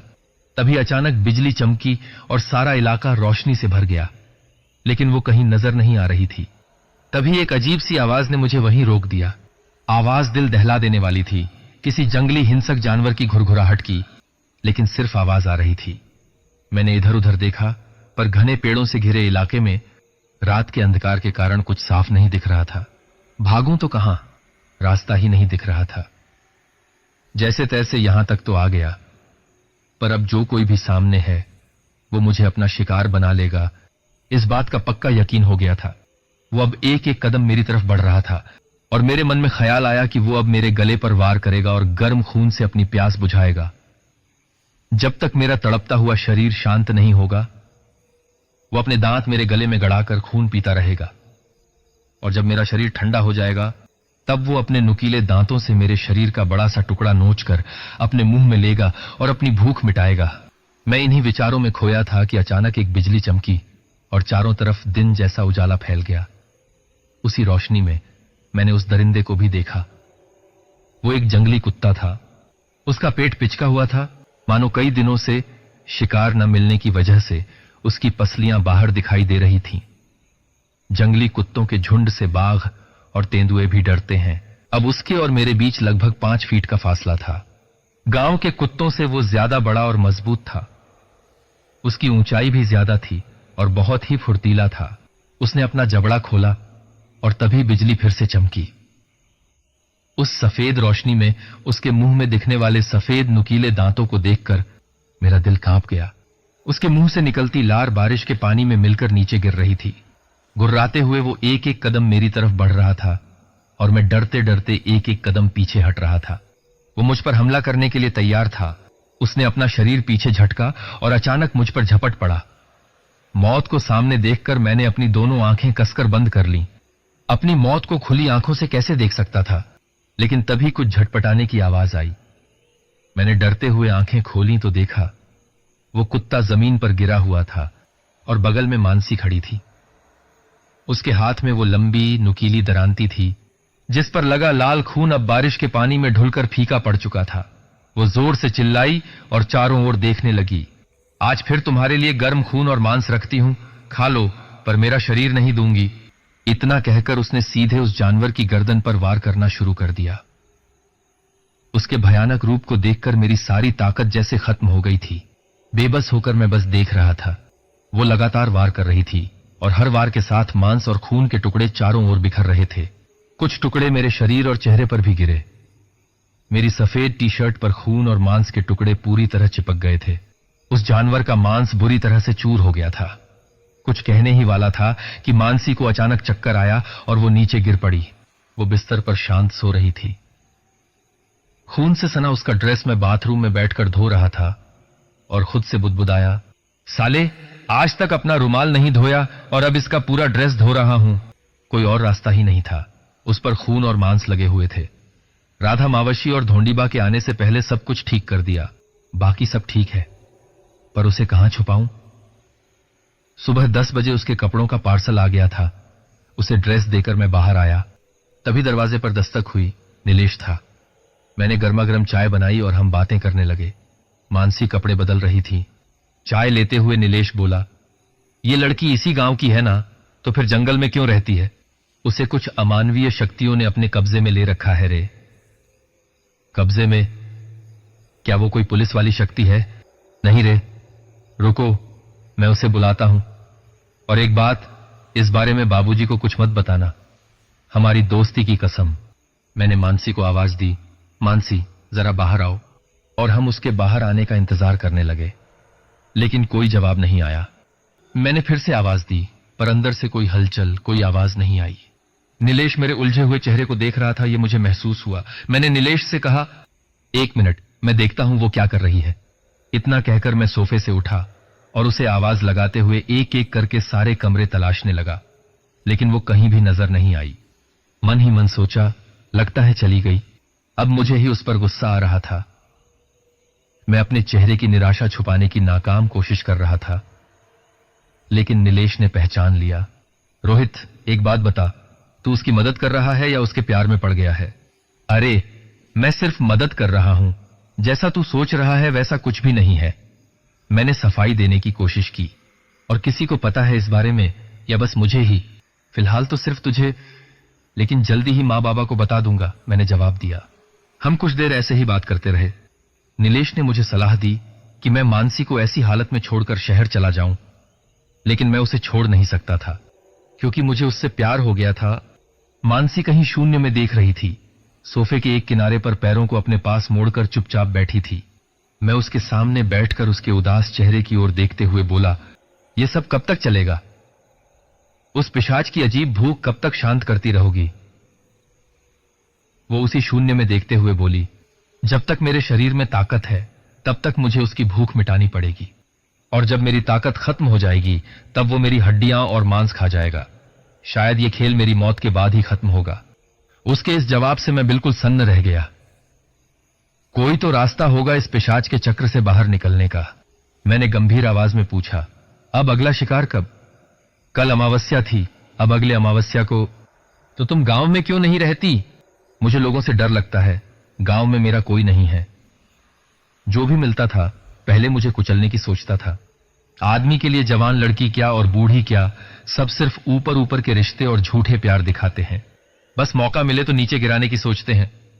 ये जंगल ही ठीक है, यहां कुछ भी नकली नहीं है, जो है वो असली है। पेट की भूख के लिए सब कुछ। तुझे मुझसे डर नहीं लगता? मेरा मतलब, मैं भी तो आदमी ही हूं। तूने मेरी हालत देखकर मुझे खाना दिया, अपने कपड़े दिए, मेरे खून और मिट्टी से सने कपड़े उतारकर मुझे साफ कपड़े पहनाए, और वो कपड़े खुद जाकर बाथरूम में धोए। मुझे नंगा देखकर तेरे कांपते हाथ और तेरी आंखों में शर्म सब कुछ साफ बता रहे थे। उसकी बात सुनकर मेरा दिल भारी हो गया। अब मुझे उसे किसी तरह इस चक्रव्यूह से बाहर निकालना ही होगा। कुछ दिनों तक मैंने उसे राधा मावशी और धोंडीबा से छुपाकर रखा। जब वे घर पर होते तो मैं एक कमरा बंद ही रखता था। अच्छे कपड़े, कानों के टॉप्स, ऊंची एड़ी की चप्पलें, बालों में लगाने के फूल, बो, चूड़ियां, पायलें, मेकअप बॉक्स, मेरी पूरी अलमारी भर गई थी। ऑनलाइन शॉपिंग का फायदा उठाने का अच्छा मौका मिला था। दिन बीतते जा रहे थे और फिर एक दिन ऐसा हुआ जिसने सब कुछ बदल कर रख दिया। रात का खाना बनाकर राधा मावशी और धोंडीबा गांव लौट आए थे। मैंने सभी खिड़कियां और दरवाजे अच्छी तरह बंद कर दिए और उनके खाने की प्लेट लेकर कमरे में चला गया। चटाई बिछाकर हम दोनों खाने के लिए बैठने ही वाले थे कि बिजली चली गई। गांव में बिजली का जाना तो आम बात थी, इसलिए मोमबत्ती और लाइटर हमेशा पास रखते थे। वो आज बहुत ही खूबसूरत लग रही थी, पर आज उसके चेहरे पर निराशा और चिंता थी। वो बस खाने की प्लेट की तरफ एकटक देख रही थी, जैसे किसी गहरी सोच में डूबी हो। मैंने हल्की मस्ती करते हुए पूछा, क्या हुआ? उसकी भरी हुई आंखों की तरफ देखते हुए मैं परेशान होकर पूछने लगा, लेकिन वो चुप ही रही। अरे मानसी, क्या हुआ? उसकी आंखों में आंसू देखकर मेरा दिल बैठने लगा। बोलना, मैंने फिर पूछा, और उसकी भरी हुई नजर मुझ पर टिक गई। मिर्ची खा ली, बहुत तीखी लग रही है रे। पानी चाहिए। मैं हैरानी से उसकी तरफ देख रहा था और उसके रोते हुए चेहरे की ओर देखते हुए हंसने लगा। हंसी रोकने की कोशिश करते हुए मैंने पानी का गिलास भरना शुरू किया, लेकिन मेरी हंसी के कारण वो गिलास जमीन पर गिर ही गया। मानसी अब गुस्सा हो रही थी। एक तो मिर्ची का तीखापन और ऊपर से मैं उसकी हालत याद करके बार बार हंस रहा था। जब मैंने भरा हुआ गिलास उसके सामने रखा तो उसने लगभग झपटकर गिलास लिया और जल्दी जल्दी 2 घूंट पानी पी लिया। फिर मुझे फिर से हंसी आ गई। मुझे मिर्ची लग रही है और तुझे मजा आ रहा है क्या? इतना कहकर वो थाली से उठी और मेरे सिर पर थप्पड़ मारने के लिए आई, लेकिन जमीन पर बिखरे हुए पानी पर उसका पैर फिसल गया और खुद को संभालने की कोशिश में मैं भी गिर पड़ा। उसे संभालते हुए मैं पीछे झुक गया और वो मेरी बाहों में आ गिरी। एक पल के लिए जैसे सब कुछ ठहर सा गया। मैं जमीन पर था और उसने अपने हाथ मेरे सिर के दोनों ओर जमीन पर टिका दिए थे। उसके काले घने बाल मेरे चेहरे को ढक रहे थे। हम इतने करीब थे कि एक दूसरे की सांसें साफ महसूस हो रही थीं। आज तक मैंने किसी लड़की का इतना नजदीक से स्पर्श महसूस नहीं किया था। हम दोनों बिना कुछ बोले एक दूसरे की आंखों में देख रहे थे। मोमबत्ती की मध्यम पीली रोशनी में वो और भी सुंदर लग रही थी। उसकी तेज होती सांसों को मैं महसूस कर सकता था। शायद मेरी उत्तेजना भी उसे महसूस हो रही थी। एक पल को लगा कि मैं अपने दोनों हाथ उसकी कमर के चारों ओर लपेटकर उसे कसकर अपनी बाहों में जकड़ लूं, लेकिन मैंने खुद को रोका। उसी समय वो भी होश में आई, लेकिन उठते वक्त उसका हाथ गीली फर्श पर फिसल गया और इस बार उसका पूरा भार मुझ पर आ गया। उसकी छाती मेरी छाती पर दबी हुई थी और अब मुझे भी खुद को रोक पाना मुश्किल हो रहा था। उसने फिर से अपने हाथों को ठीक से रखा, लेकिन मेरे दोनों हाथ अब धीरे धीरे उसकी पीठ पर आ गए थे। अपनी उंगलियों को उसकी नाजुक कमर पर दबाते हुए मैंने धीरे से उसके गालों पर अपने होंठ रखे, जिससे उसके शरीर में एक मीठी सिहरन दौड़ गई। उसने धीरे से अपनी आंखें बंद की और अपने पूरे शरीर का भार मुझ पर छोड़ दिया। एक हाथ से उसके खुले बालों को हटाते हुए मैंने उसके नाजुक गुलाबी होंठों पर अपने होंठ रखे और गहरी चुंबन लेने लगा। वो भी मुझे कसकर अपनी बाहों में जकड़ने लगी। हम दोनों की सांसें तेजी से चल रही थीं और अब हमारी सांसें एक दूसरे में घुलने लगी थीं। अब ऐसा लग रहा था कि उसने भी अपना आपा खो दिया था। हमारे होंठ इस कदर एक दूसरे में उलझ गए थे कि हमारी जीभें भी एक दूसरे के साथ खेलने लगीं। हम दोनों फर्श पर लौटपोट हो रहे थे, एक दूसरे को कसकर जकड़े हुए। कपड़े उतारने की फुर्सत भी हमें नहीं मिली। मेरे शर्ट के बटन जोर से खींचकर टूट गए और जाने कहां चले गए। आवेग इतना प्रबल था कि हम दोनों इससे रोक नहीं पा रहे थे। दोनों पूरी तरह से निर्वस्त्र होकर एक दूसरे के शरीर को समर्पित कर चुके थे। मैं मानसी के पूरे शरीर पर अपने होंठों के निशान छोड़ रहा था और वो मेरे स्पर्श से आनंदित हो रही थी। फिर अचानक वो उठी और जैसे उसके अंदर कोई तूफान समा गया हो, वो मुझ पर सवार हो गई। हम दोनों के हाथों की उंगलियां एक दूसरे में उलझी हुई थीं और उसकी पकड़ और भी मजबूत होती जा रही थी। उसके बाल उसके चेहरे पर आ रहे थे तो मैंने अपने हाथों से उसके चेहरे के बालों को हटाया। उसके नाखून मेरे कंधों में गहराई तक धंस रहे थे, जिससे अब खून निकलने लगा था। लेकिन उस उमड़े हुए प्रेम में दर्द की कोई जगह ही नहीं थी। मैं जमीन पर लेटे लेटे उसके बालों को किनारे करता हुआ उसके चेहरे की संतुष्टि भरी मुस्कान को देख रहा था। अचानक उसका पूरा शरीर अकड़ गया। उसने अपनी आंखें बंद कर लीं और छत की ओर देखते हुए मुझे कसकर गले से लगा लिया। वो इतनी जोर से चिपकी हुई थी कि ऐसा लग रहा था कि हमारे शरीर अब कभी अलग नहीं होंगे, जैसे मौत भी हमें अलग नहीं कर सकती। उसके भीतर का तूफान अब शांत हो चुका था। उसकी कोमल बाहों की पकड़ ढीली पड़ने लगी थी। सांसों की रफ्तार अब धीमी हो गई थी और वो मेरे शरीर पर यूं ही पड़ी रही। मैं भी आंखें बंद करके वैसे ही लेटा रहा और काजल भरी वो रात आगे बढ़ती रही। एक घृणास्पद आवाज से मैं जाग गया। घड़ी देखी तो रात के 2:30 बज चुके थे। चारों ओर देखा लेकिन मानसी कहीं नहीं थी, पर एक अजीब सा आवाज लगातार सुनाई दे रहा था। बिना कुछ कहे मैंने उस आवाज की ओर ध्यान दिया। आवाज किचन से आ रही थी, जैसे किसी तेज धार वाले हथियार से कुछ तोड़ा जा रहा हो। खट खट खट, ऐसा आवाज रात की शांतता में गूंज रहा था। मैंने लाइट का स्विच ऑन किया, लेकिन लाइट पहले ही चली गई थी। गांवों में लाइट का यह समस्या अक्सर रहती है। बेड के पास छोटे टेबल पर रखे मोबाइल के सफेद एलईडी बल्ब को ऑन करके मैंने बेडरूम का दरवाजा खोला। बेड के बाहर 5 फुट का खाली स्पेस था। बाईं ओर बाथरूम और दाईं ओर किचन था। मैंने धीरे धीरे बाहर कदम रखा। वह आवाज अब और भी स्पष्ट हो रही थी। मैंने बाथरूम की ओर प्रकाश डाला और दिल दहला देने वाला दृश्य देखा। बाथरूम की सफेद फर्श पर लाल चमकदार खून फैल चुका था। उसे देखकर मुझे उल्टी सी आने लगी। आंखें बंद करके मैंने तेजी से सिर घुमाया, लेकिन आगे एक और भयानक दृश्य था। मोबाइल की रोशनी में जमीन पर फैले खून को देखकर मैं किचन के दरवाजे के पास पहुंचा। फर्श पर फैला हुआ लाल खून अब सूख चुका था। मैंने किचन के ओठे पर मोबाइल की रोशनी डाली और मेरी पूरी ताकत खत्म हो गई। कंधे से कटे हुए 2 मानव हाथ ओठे पर इस तरह रखे हुए थे कि अंगों को काट कर रखा गया था ताकि खून जमीन पर गिरे और उसमें से टप टप टप की आवाज हो रही थी। उस घृणास्पद दृश्य को देखकर डर से मैं बुरी तरह हिल गया था। मेरे पैर जमीन पर चिपके हुए थे, जैसे किसी ने मुझे कसकर पकड़ा हुआ हो। मुश्किल से एक कदम उठाया और किचन का पूरा भयानक दृश्य सामने आया। ऐसा दृश्य देखकर किसी के भी मुंह से एक कराह निकल जाती। मेरे मुंह से भी निकल रही थी, लेकिन जल्दी से मुंह दबा लिया। जो हो रहा था वह बेहद भयावह था। किचन के पंखे के हुड पर एक सिर रखे हुए था, जिसका शरीर और सिर अलग अलग थे। पूरी तरह से लाल खून से सना हुआ वह निर्जीव शरीर धीरे धीरे झूल रहा था। अगर मैं यहां और 1 मिनट भी ठहरा तो डर के मारे मेरा दिल निकल जाएगा। मैं बाहर निकलने ही वाला था कि अचानक किसी के कराहने की आवाज आई। आवाज एक लड़की की थी। मैंने आवाज की दिशा में देखा तो एक कोने में एक लड़की का सिर पड़ा हुआ था और वह सिर अपने जबड़े को खोलकर कराह रहा था।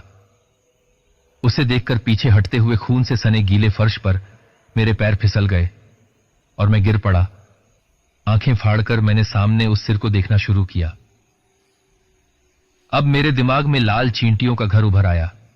वह मानसी थी और अगले पल उसने अपना जबड़ा खोला और एक वाक्य उस शांति में गूंज गया, अब मुझे नहीं, खुद को बचाओ। यह सहन करने की सीमा से परे था। मैं उठने की कोशिश कर ही रहा था कि अंधेरे से एक भयानक आकृति अपने कतरने वाले आवाज में चिल्लाती हुई मेरे ऊपर कूद पड़ी। उस आकृति के हाथ में एक लंबा धारदार हथियार था जो मेरे गले पर लग गया। अचानक मैं जाग गया और उठकर बैठ गया। दिल अब भी जोर जोर से धड़क रहा था। शरीर पूरी तरह से पसीने से भीगा हुआ था। साइड में देखा तो मानसी शांत सोई हुई थी। उसे देखकर अच्छा लगा, लेकिन अब उसे खोने का डर लगने लगा था। अब जान भी चली जाए तो उसकी संगति छोड़ना नहीं चाहता था। सवेरा हो चुका था। रात की प्रेम की मदहोशी अब भी पूरे शरीर में थी, लेकिन वह सपना और भी भयानक था। क्या वह सिर्फ सपना था या भविष्य में होने वाली घटनाओं का संकेत? वह बेड पर पूरी तरह से शांत सोई हुई थी।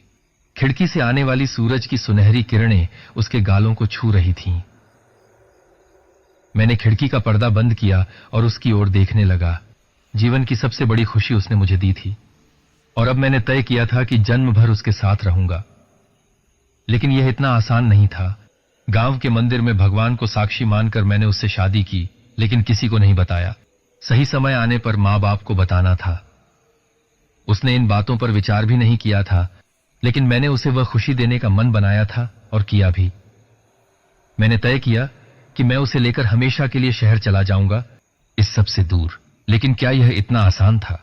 2 दिन बाद रात का समय था। आज अमावस्या थी। आज फिर से एक बलि देनी होगी, लेकिन मुझे लगता था कि यह उसकी एक मानसिक बीमारी होगी। अगर आज उस वेताल को बलि नहीं दी तो? मैंने उसकी आंखों में देखकर कहा। उसने थोड़ा मुस्कुराया और शांतिपूर्वक कहा, जिस दिन बलि देना बंद होगा उसके बाद मुझे रोज मध्यरात्रि उस वेताल को अपना शरीर भोगने के लिए देना होगा, और अगर मैंने मना किया तो इस शरीर के टुकड़े पिशाचों को खाने के लिए मिलेंगे। एक महिला के लिए किसी पुरुष का अनवांटेड स्पर्श शरीर को निहारने वाली उस घृणास्पद नजर को किसी भी पुरुष की समझ में नहीं आ सकता। मैंने उसकी बात को शांति से सुना और उसके सिर पर हाथ फेरते हुए कहा, फिक्र मत करो, अब तुम अकेली नहीं हो, मैं तुम्हारे साथ हूं। हां, मुझे पता है। उसके चेहरे पर संतोष था। ठहरो, तुम्हारे लिए एक अच्छी कॉफी बनाकर लाता हूं, कहकर मैं किचन की ओर बढ़ने लगा। तभी पीछे से एक अजीब आवाज आई। मैं वहीं रुक गया और धीरे से पीछे मुड़कर देखा। मैंने देखा कि मानसी उस आवाज की ओर देख रही थी।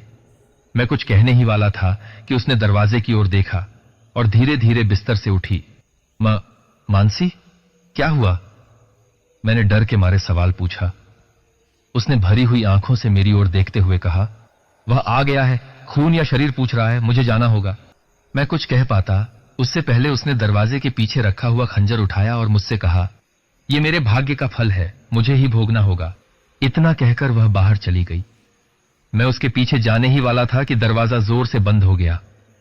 मैंने जोर जोर से दरवाजा पीटा, लातें मारी, धक्के दिए, लेकिन वह नहीं खुला और इसी बीच दीवार पर रखा सफेद बल्ब जोर से छटकते हुए फट गया, जिससे मुझे एक भयानक अंधकार का एहसास हुआ। मोमबत्ती और लाइटर किचन में रखे थे, लेकिन वहां तक कैसे पहुंचूं? अंधेरे ने सब कुछ घेर लिया था। मैं अंधेरे में एक एक कदम बढ़ाने लगा और मुझे महसूस हुआ कि कोई मेरे आसपास है। किसी के श्वासों की हल्की आवाज मुझे सुनाई दे रही थी, लेकिन कौन हो सकता है? हमारे अलावा घर में कोई नहीं था। अब मानसी बाहर चली गई थी तो फिर कौन हो सकता है? मैंने थोड़ी नजर घुमाई, लेकिन इस अंधेरे में कुछ भी नहीं दिखा। अब किसी के रोने और सिसकने की आवाज सुनाई देने लगी। इस अंधेरे में मैं सिर्फ आवाजें ही सुन पा रहा था। एक एक कदम बढ़ाते हुए मैंने देखा कि दाहिने पैर से जमीन पर रखी टिपॉय की कोने की ठोकर लगी। इसका मतलब बाईं ओर एक खाली जगह थी। मैं बाईं ओर मुड़ा ही था कि अचानक एक भयानक चीख सुनाई दी, जिससे मेरा दिमाग चकरा गया। अंधेरे में से कोई मेरी दिशा में दौड़ता आ रहा था। उस आहट से दिल की धड़कनें बढ़ गईं और यह कम नहीं हुआ कि अचानक गीले चिपचिपे हाथों ने मेरे पैरों को कसकर पकड़ लिया। अब मुझे जागने का भी होश नहीं रहा। चीखने की आवाज और सामने से दौड़ती आ रही चीख ने दिल को झकझोर दिया। तभी अंधेरे में 2 चमकती हुई लाल आंखें दिखीं और डर से मेरी आंखें चौड़ी हो गईं। डर से दिल जोर जोर से धड़कने लगा और आंखें एक ओर पलती हुई अचानक वह आकृति मुझ पर झपटी और पल भर में सब कुछ शांत हो गया। कोई आवाज या आहट नहीं थी। सब कुछ शांत हो गया था।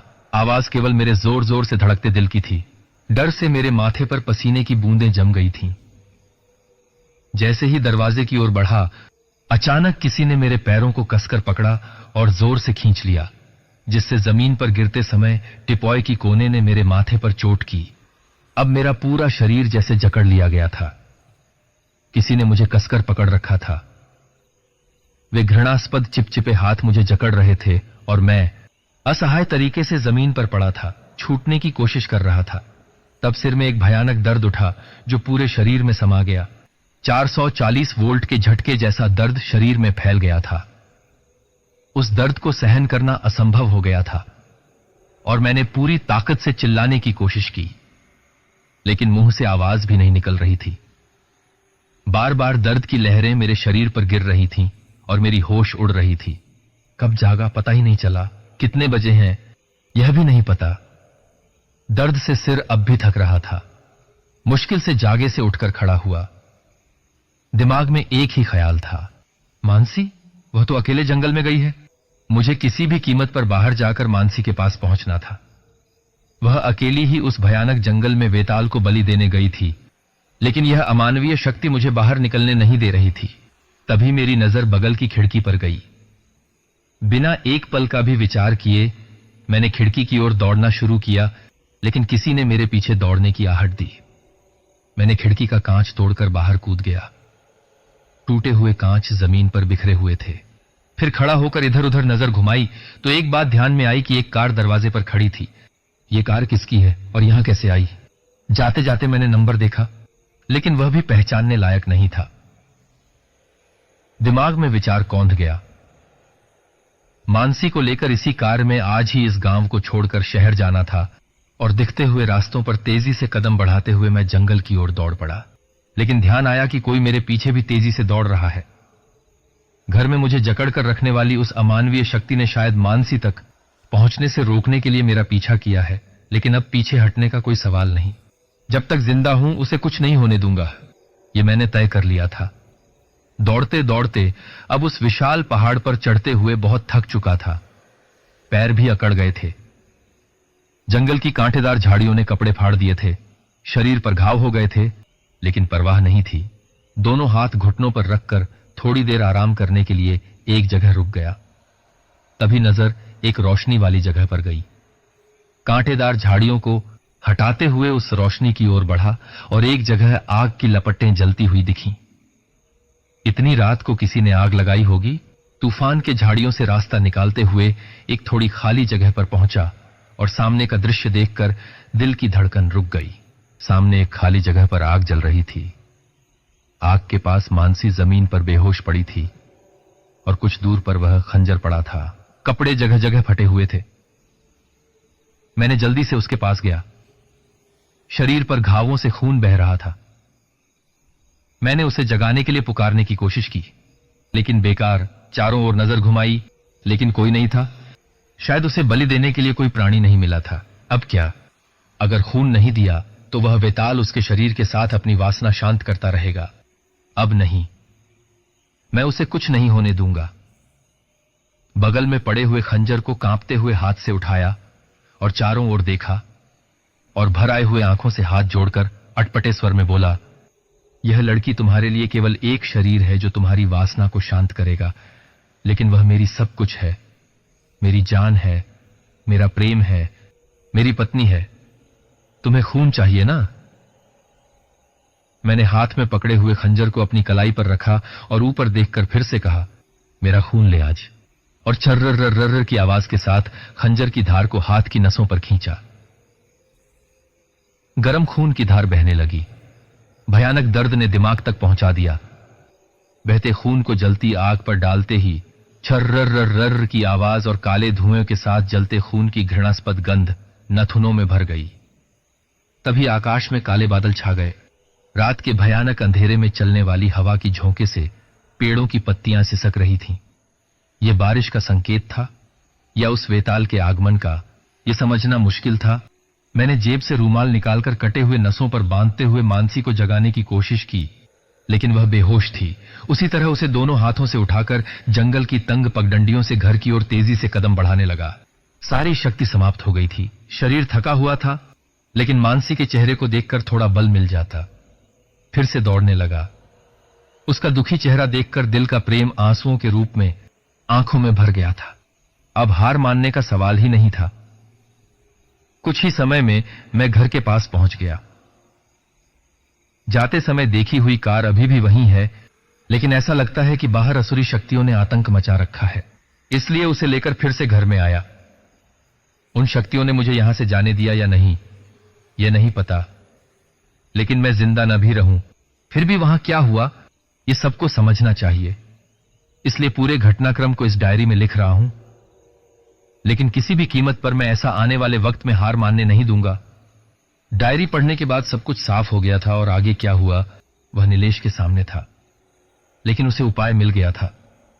उसने अस्पताल में फोन करके आईसीयू में बेहोश रोहित की हालत के बारे में पूछा और फिर सो गया। रोहित को कैसे बचाना है और मानसी को कैसे समाप्त करना है यह उसे समझ में आ गया था। जोखिम था, लेकिन उसे उठाना ही होगा। रोज सुबह 11 बजे अस्पताल आने वाला नीलेश आज सुबह 8 बजे तैयार था। अपनी कार से सरकारी अस्पताल के परिसर में घुसते ही उसने देखा कि एक हालिया दुर्घटना के मरीजों का इलाज किया जा रहा था। उनमें एक लड़की का शव भी था। चेहरे की पहचान करना मुश्किल हो गया था। उसके रिश्तेदारों के आंसू बह रहे थे। एक पल के लिए नीलेश ने उस लड़की को देखा और एक विचार उसके दिमाग में कौंध गया। अगर वह लड़की के माता पिता से पूछे तो वे भी घायल हो सकते हैं। तेजी से कदम बढ़ाते हुए नीलेश अस्पताल में घुसा। तब वहां भीड़ कम थी। कुछ लोग गर्म चाय पी रहे थे, कुछ मरीजों को नहला रहे थे। इधर उधर देखते हुए वह सीधे रोहित के कमरे के पास पहुंचा। 12 घंटे की समय सीमा खत्म होने वाली थी। जब वह होश में आएगा तो पहला सवाल पूछेगा कि मानसी कैसी है। नीलेश को देखते ही रोहित के पिता बेंच से उठे। दरवाजे पर लगी कांच से अंदर देखता हुआ नीलेश ने पिता से कहा, मानसी पर बहुत प्यार है, लेकिन अगर वह जीवित रही तो वह इसे समाप्त कर देगी। अब क्या करना है? पिता चिंतित नजरों से नीलेश की ओर देखने लगे। पिताजी, कल मैंने उसकी डायरी पढ़ी और उसी में रास्ता मिल गया। अब मुझे आपकी और मां की मदद चाहिए। उन्हें तुरंत बुलाकर मेरे केबिन में लाए। ठीक है, हम उन्हें तुरंत बुलाकर लाते हैं। नीलेश के दिमाग में वास्तव में क्या चल रहा था यह समझने का कोई रास्ता नहीं था, लेकिन वह पूरी आत्मविश्वास से भरा हुआ था। उसने टेबल पर रखे फोन का रिसीवर उठाया और कान पर लगाया। हेलो राधिका, कुछ समय पहले एक एक्सीडेंट केस आया है। एक लड़की की मौत हो गई है। उसे पोस्टमार्टम के लिए ले जाया जा रहा है। उस लड़की की डेड बॉडी को एक आईसीयू बेड पर शिफ्ट कर दो। क्या मतलब, डेड बॉडी आईसीयू में? नर्स चकित हो गई। हां, और जब यह हो जाए तो मेरे केबिन में आओ। Okay sir. फोन रखकर नर्स ने फोन की ओर देखा और बड़बड़ाई, पागलों का इलाज करते करते खुद भी पागल हो गया लगता है। इधर नीलेश के केबिन का दरवाजा खोलकर रोहित के माता पिता अंदर आए। आइए बैठिए। सभी को सामने बैठाकर नीलेश ने बोलना शुरू किया। पिताजी, माताजी, आपका रोहित हेल्यूसिनेशन की सबसे गंभीर स्टेज पर है। हेल्यूसिनेशन? मां ने प्रश्न सूचक नजरों से नीलेश की ओर देखा। नीलेश ने समझाना शुरू किया। हेल्यूसिनेशन मतलब भ्रांतियां। रोगी अपनी कल्पना में कुछ चीजें, वस्तुएं, घटनाएं और लोग खुद ही तैयार करता है। कभी कभी कल्पना में एक आकृति तैयार होती है और उसे डराती है। वह आकृति से बात करता है, गुस्सा होता है। जैसे जैसे वह इस बीमारी से घिरता जाता है, वह कल्पना विश्व में ही जीता रहता है। यह कैसे हो सकता है? पिता ने पूछा। हर व्यक्ति की कल्पना शक्ति अलग होती है। मन पर दबाव, तनाव, इन्हें झेलने की शक्ति भी अलग होती है। लेकिन ऐसा अधिकतर संवेदनशील लोगों के साथ होता है, और रोहित बहुत ही संवेदनशील था। पिताजी, माफ कीजिए, लेकिन अब तक आपने बहुत सारा पैसा कमाया। आप करोड़पति बन गए, अपने बेटे को सब कुछ खरीद कर दिया, लेकिन प्रेम नहीं दे पाए। 1 घंटे का समय नहीं दे पाए। वह कल्पनाओं में जीता रहा, प्रेम की खोज करता रहा। नीलेश की बात सुनकर पिता को अपनी गलती समझ में आ गई, लेकिन अब बहुत देर हो चुकी थी। पिता हताश होकर पूछने लगे, लेकिन यह कैसे शुरू हुआ होगा? नीलेश ने अपने चश्मे को उतारते हुए कहा, पिताजी, मैंने रोहित की डायरी पढ़ी और बहुत कुछ समझ में आया। रोहित ने एक लड़की पर अपने प्राणों की तरह प्रेम किया, लेकिन वह लड़की भी उसकी भावनाओं को दबाकर चली गई। बचपन से कभी प्रेम न देखने वाले उसके जीवन को जो यातनाएं झेलनी पड़ी, उनकी हम कल्पना भी नहीं कर सकते।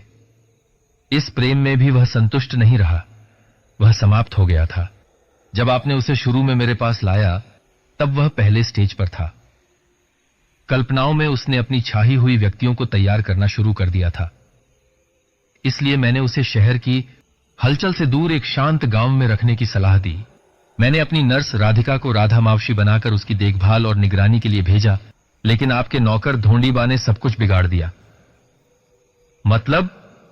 मां ने चौंकते हुए पूछा तो पिता ने कहा, किसी भी दुर्गम गांव या कोकण के किसी गांव में तरह तरह की भूतिया घटनाएं और कथाएं सुनी जाती हैं। कहीं वेश पर भूत, पीपल के नीचे भूत, कहीं कुएं में हड्डल, कहीं पुराने खंडहर में पिशाच। जहां रोहित रहता था, उस गांव में भी एक ऐसी ही कहानी थी, जिसे धोंडीबा ने अपनी छोटी उम्र से सुनी थी।